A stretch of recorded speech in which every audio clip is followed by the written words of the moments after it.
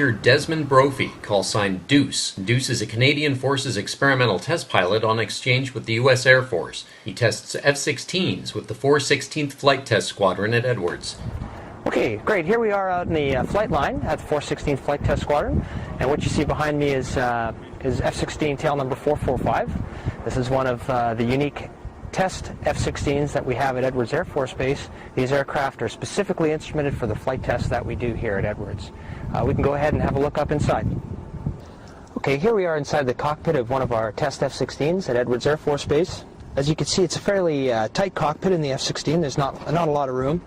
It's likely difficult from this camera angle to tell, but the seat of the aircraft is tilted 30 degrees back, and that's to help accommodate the high G levels that the airplane's capable of. 9G, the idea is to reduce the height between the brain and the heart in an effort to increase G tolerance. One of the main features of the F-16 that you see with my right hand here is a side stick controller. There's no traditional center stick. And of course, with a highly augmented airplane like the F-16, I'm actually not moving in a traditional way, ailerons and elevators and such. Simply I'm putting my inputs in through a force transducer that the flight control computer interprets and moves whatever controls it deems appropriate.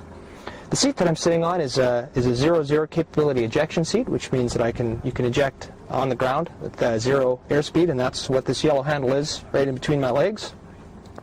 Designed such that under heavy G loading you're still able to grab it. Another feature that you might see on the right-hand side is essentially a couple of levers that pop out that will prop up my arm. Now that's not just for pure pilot comfort, it becomes a necessity under 9G. Some of the other displays that we're looking at, primarily we have the heads-up display, which again provides the same sort of information that we'd see on our joint helmet-mounted heating system. The keypad right in front of me is essentially my interface with the flight control computer of the, with the mission computer of the aircraft. Allows me to enter navigational, steer points, weapons information, etc. The two displays that you see above my right and left knees, these are what will provide all sorts of information as required at certain phases of the flight. It could be a horizontal situation indicator, it could be the stores management system showing the weapons available, maybe my radar, could be the output from my targeting pod, TV or infrared generated images.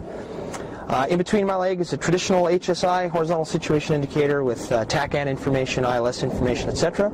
On the left-hand side is a full HOTAS hands-on throttle and stick throttle, which controls the single GE engine in the airplane, which gives about 29,000 pounds of thrust.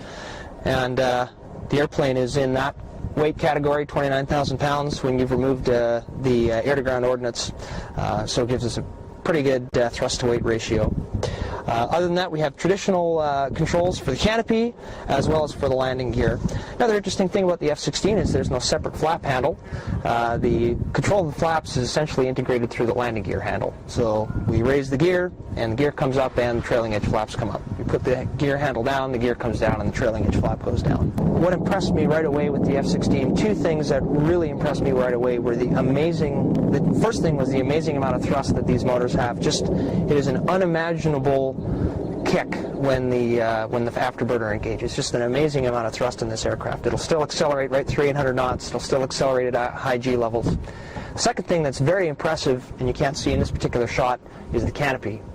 There is no reinforcing structure. It is a single-piece bubble canopy, and essentially when you lower that canopy, it's like you're riding a rocket, and it feels like you're sitting on top of the airplane and you've got an unrestricted field of view. So it's pretty impressive in that way. AvWeb thanks the United States Air Force, the 416th Flight Test Squadron, and the good people at Edwards Air Force Base who made this inside look possible. Thanks for watching.